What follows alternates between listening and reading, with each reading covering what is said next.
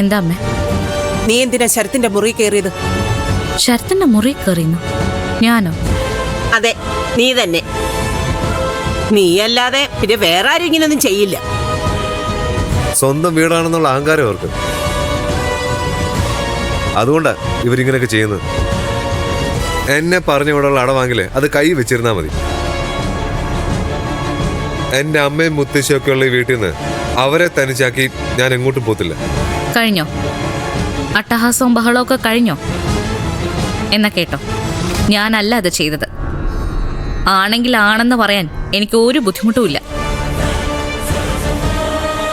പിന്നെ വീട്, ഈ വീട് എൻ്റെ പേര് തന്നെ. ഇവിടുന്ന് നിന്നെ ഒഴിപ്പിക്കാൻ ഇതുപോലുള്ള മൂന്നാംകിട പണിയൊന്നും ചെയ്യേണ്ട ആവശ്യം എനിക്കില്ല.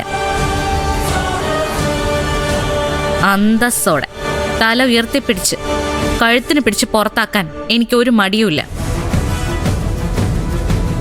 പേടിയുമില്ല.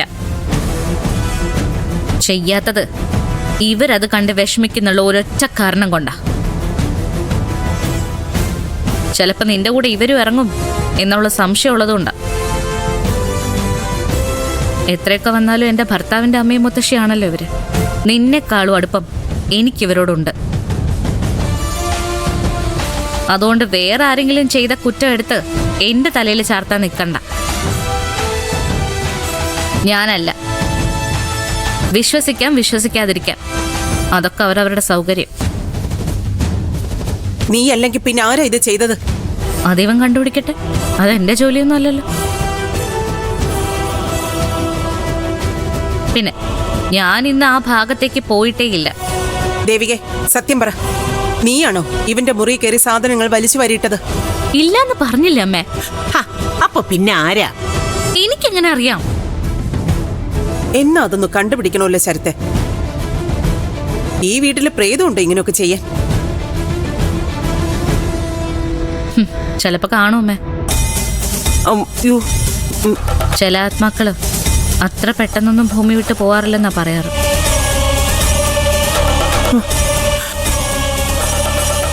നിത്യയുടെ ആത്മാവ് ഇവിടെ തന്നെ ഉണ്ടെങ്കിലോ? ഏയ്, അവളൊരിക്കലും ഇങ്ങനൊന്നും ചെയ്യില്ല. എന്ന് മുത്തശ്ശിക്ക് എങ്ങനെ അറിയാം? നീ സൂക്ഷിച്ചോ. ഞാൻ മാത്രമല്ല, ആത്മാക്കൾ നിന്റെ പുറകെ ഉണ്ട്.